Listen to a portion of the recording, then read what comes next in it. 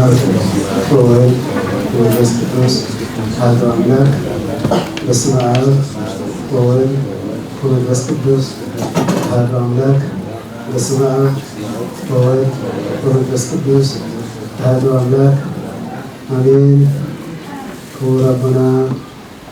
ገብረ ሥላሴ ወልደ ሃይማኖት ሞት አቡነ ጸራሪያ ቅድስት ሥላሴ ዋና ኃላፊ ጸጋሪ መምህርም አይንተ እግዚአብሔር ሊቀ-ኅሩያን አቡነ አባቶች ካህናት ወዳተይ ዲያቆናት ሐዋርያት ተኮታተይ አዲታተይ ሕፃናት መናእሰይ ኩሎም እግዚአብሔር ከመይ ሓዲርኩም ከመይ ሓዲርኩም ከመይ ቀኒኹም አሜን። በባህሪ እግዚአብሔር ተመስገን ተወደሰን ይሁን። ባል እግዚአብሔር ክቡ ከብረኹም ሃቀረባን ፀዊዑ ክምግበና ፀንሐ ሕጂዊ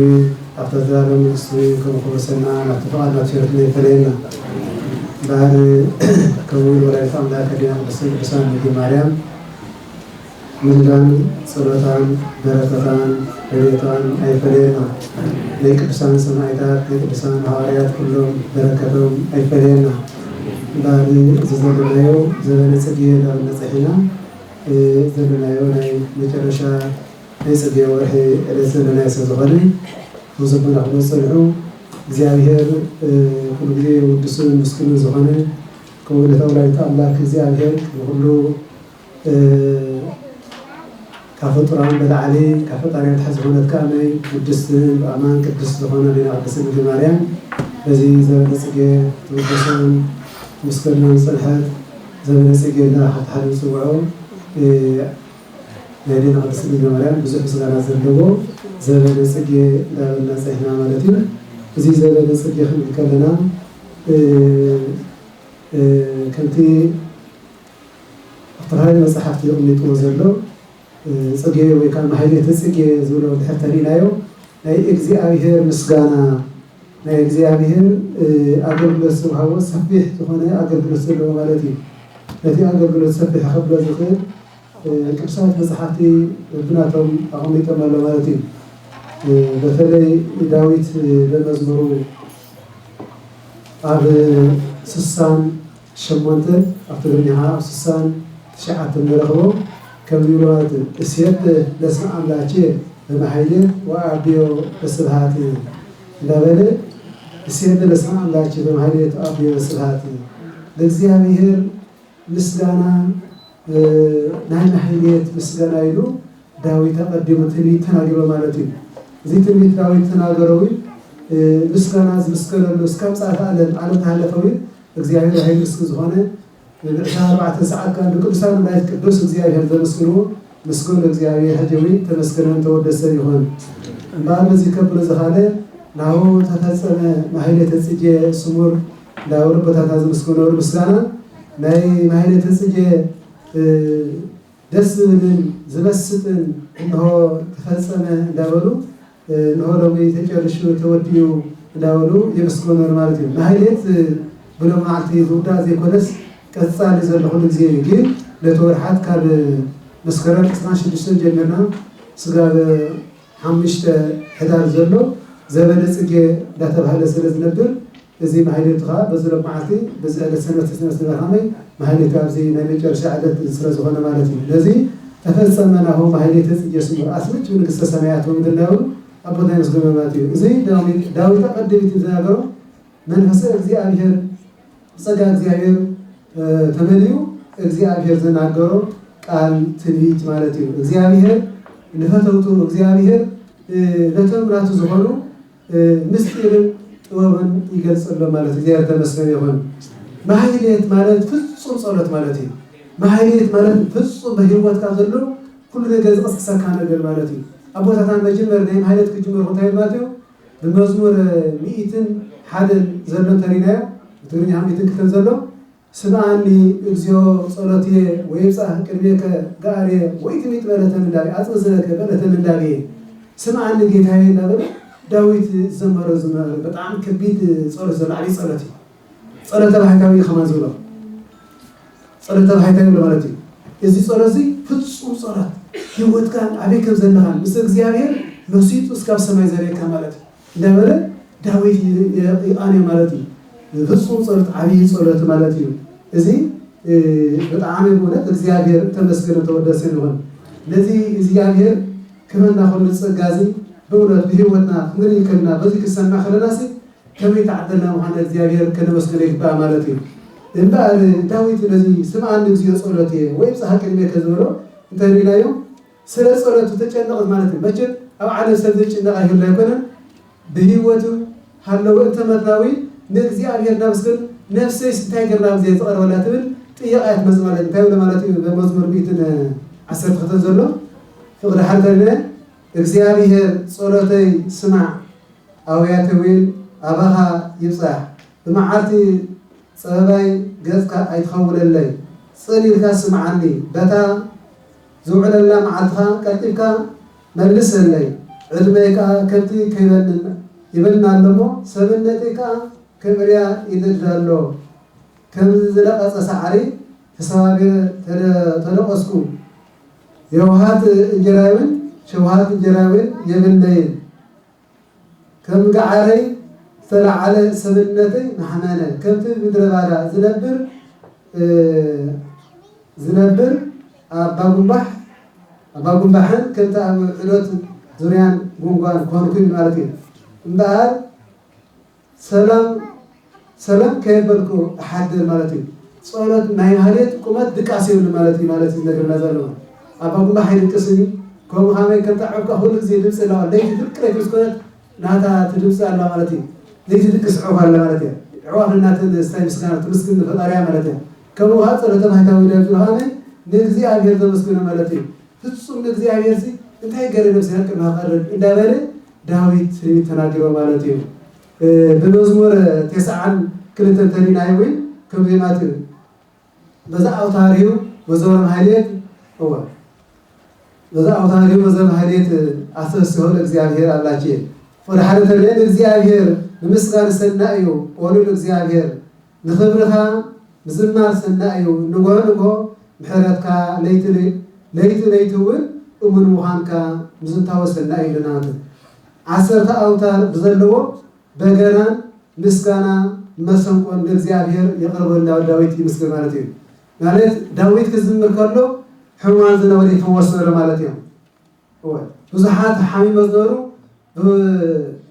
ስግሮም ብሕማም ተታሒዞም ነበሩ ዳዊት ክዝምር ከሎ ዳዊት ጸሎቱ ከብፅሕ ከሎ ሕማን ኩሎም ይፈወሰሩ ማለት እዩ ብጣዕሚ ዝገርም ጸሎት ዳዊት ዓብይ ጸሎት ማለት እዩ ናይ ነፍሲ ዋጋ ዘሎ ኣብ ዳዊት ዘሎ ጸሎታት ትንቢታውን ሐዲሳትን ብላክ ሁሉ ምስጢር ዘምጽእ ማለት እዩ ብሉያት አቀዲም ዝነገረና ኢሳይያስን ትንቢት ኢሳይያስን ዳዊት እንተዘይነብርሲ ናይ ኦሪት መድሓኒት እንታይ ከተሆነ እንተፈጠ ነሪ ማለት እዩ ኢሳይያስ ናሁ ድንግል ጸልሲ ናይ ድንግል ትንቢት ከም ተናገረ ስጋዊ ናይ ኢየሱስ ክርስቶስ ብምጽእ ማለት እዩ ከምኡ ከመይ ዳዊት ከመይ ምስጋኑ ለእግዚአብሔር ዘዓለ እስየብሖ ታይበለት እስየበለ ስለ እግዚአብሔር በማህሌቱ አቤላ ማለት እዩ እግዚአብሔር ኩሉ ጊዜ በምስጋና ለእግዚአብሔር አቅርባለሁ እንዳበለ ዳዊት ለእግዚአብሔር ኢየሱስ ክርስቶስ አቀድምት ተናገረ ማለት እዩ እግዚአብሔር ሐላፊያትን መጻአትን ሁሉ ሲዝገጽ አምላክ ማለት ነው ለዚህ እግዚአብሔር ሕጅዊ አገልግሎት ንፍጽሞ እግዚአብሔር ዕድመ ጸጋን ይሁንና ከተን ቅዱሳን መላእክት ቆም ለእግዚአብሔር ቅዱስ ኃያል ቅዱስ እግዚአብሔር ነው ዘመስክሮ ንሕናዊ ከነመስክን ዘሃበና እግዚአብሔር ተመስገነ ይሁን በእውነት እዚ ዝማሬ እዚ በጣም ፍሉይ ጸጋ ዘሎ ማለት እዩ ፍሉይ ነገር ማለት እዩ ቅዱሳን መላእክት ካበይ መጽ ተበላዩ ቅድመ ሁሉ ከቅዱሳን መላእክት ማለት እዩ ቅዱሳን መላእክት እግዚአብሔር ምስጢር ስገለጸሎም በዓል ቅዱስ ያሬድ ሰለስተ ዕዋፍ በሲበል መጽዩ በአምሳለ ሥላሴ ለቅዱስ ያሬድ ተገለጸ ማለት ዝማሬ እዚ ኣብ ዓለምና በሙሉ ዝማሬ ዝመርዘሎ ካብ ቅዱስ ያሬድ መንፈስ ቅዱስ ተቀልየ ዝረኸቦ በዓል ዳዊት ካብ ተረኸበ እዞም ቅዱሳን እስከ ፍጻሜ ዓለም እንዳተመስገነ እግዚአብሔር መስገን ተመስገነ ይሁን ስለምንታይ በቅዱሳን መላእክት በእውነት ሌሊትኮ ኩልሃና ንፈልጠና ኮነ ድቃሲ ዝረአየካ ሽዑ ጊዜ ናይ ድቃሲ ዕረፍትኻ ትደሊ ማህሌት ክስማዕ ከሎ ግን ድምፂ ከበሮ ክስማዕ ከሎ ድምፂ ናፀር ክስማዕ ከሎ ግን ኣጋንንቲ ከምቲ ክዳወኑ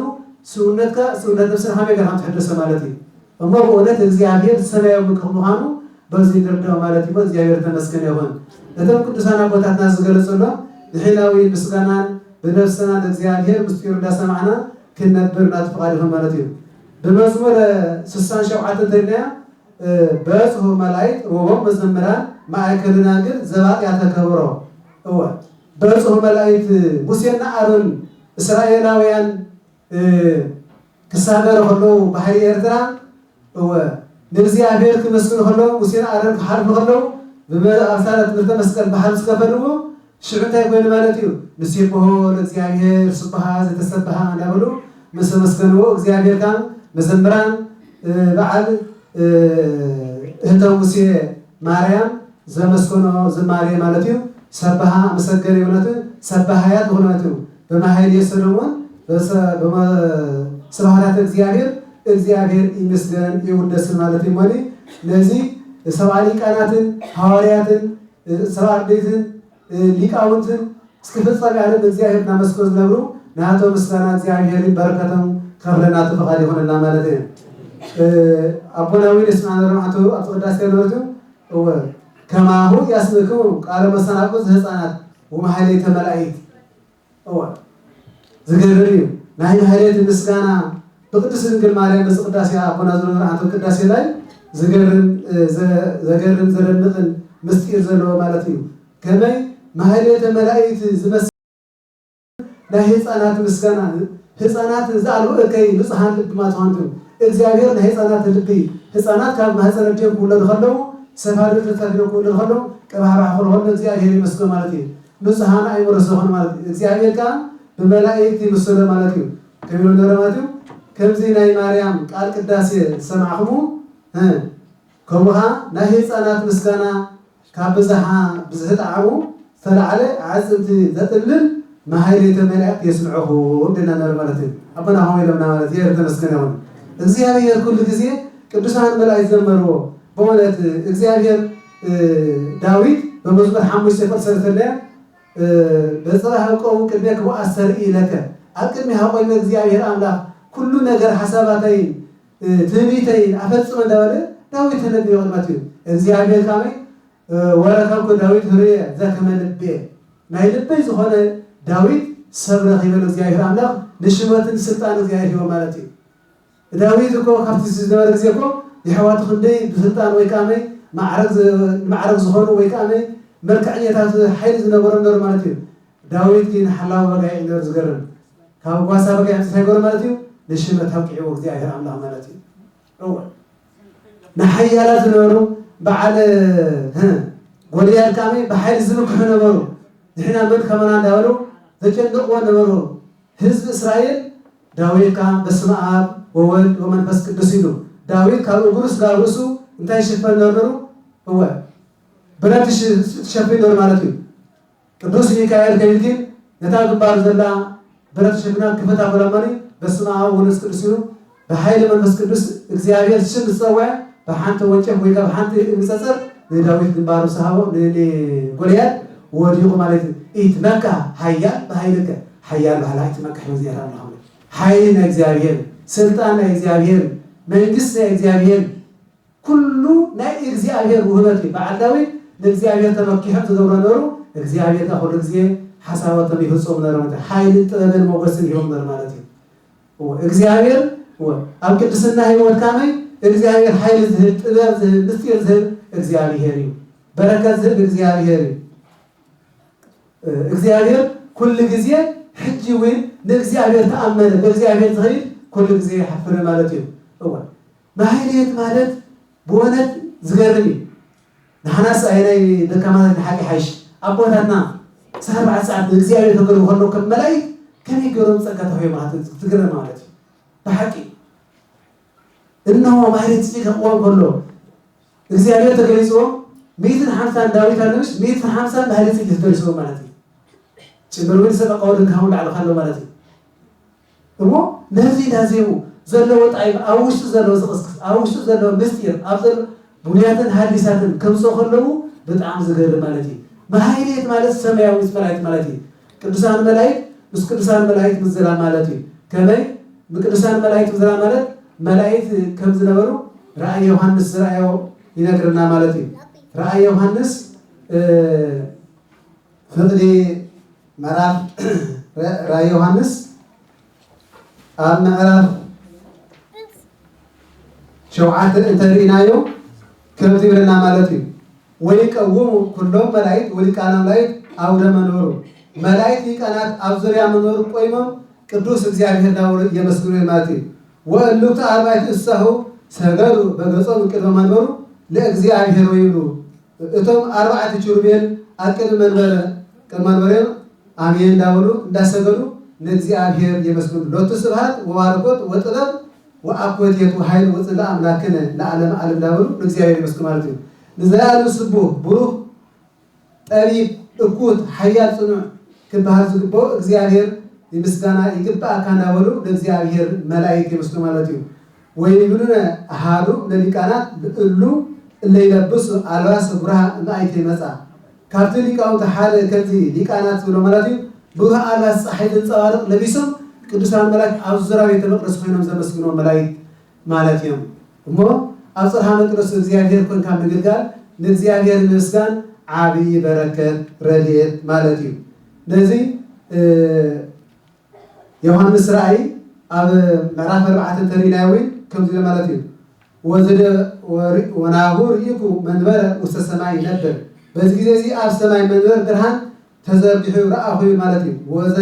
ዲቤሁ ይነብር ይመስል ህብሩ ከም ዕንቆ ኢያሰጲድ ወሰርዲኖስ ኣብ ልዕልቲ መንበሩ ኣብ ልዕሊ መንበር ነቢሩ ዘሎ ህብሩ ኢያሰጲድ ሰርዲኖስ ይመስል ጽሩይ ባህሪ ንምግላጽ ማለት እዩ ናይ እግዚአብሔር ባህሪ ኣብ ዝፋኑ ከም ዕንቁን ወይ ከዓ ከም ጽሩይ ወርቅ ዝበሃል ናይ እግዚአብሔር ባህሪያት ናይ እግዚአብሔር አምላክ ስልጣን ዝረአየሉ እግዚአብሔር በቅዱሳን እግዚአብሔር ዝገልጸሉ ምስጢር ማለት እዩ በእውነት እግዚአብሔር ከመይተዓደሩ ቅዱሳን መላእክት ማለት እዩ በህይወት ቅዱሳን መላእክት ኩሉ ጊዜ ሓለዋ መላእክት ቅዱሳን እግዚአብሔር ዕረፍት ዘይብሎም እቲ ዕረፍት እንታይ ነው ማለት እዩ ምስጋና ይሉ ማለት እዩ ሄኖክ 36 ተሪለ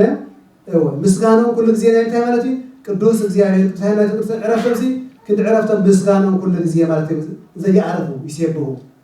ኩሉ ጊዜ ዕረፍት ዘይብሎም እሞት ምስጋና ናይ እግዚአብሔር ካብ ቅዱሳን መላእክት ዝነጸዩ ናይ እግዚአብሔር ምስጋና ኩሉ ጊዜ እግዚአብሔር እኩቱን ምስጉን ዝኾነ እግዚአብሔር ብህይወተ ስጋሕና ቆይምና ናብዚ ኣጸደ መቅደሱ ኣብ ቤተ መቅደስ ቆመና ኣብታ ሰማያዊት መንግስት ሆነ ይወሰና እምባር ተመየጢ ሀገረችን አውገይላቶይ ለወልድሽ ሕፃን ዘስሙ ናዝራዊ ደበለ ለገጦ ተመየጢ ቅድስት ድንግል ማርያም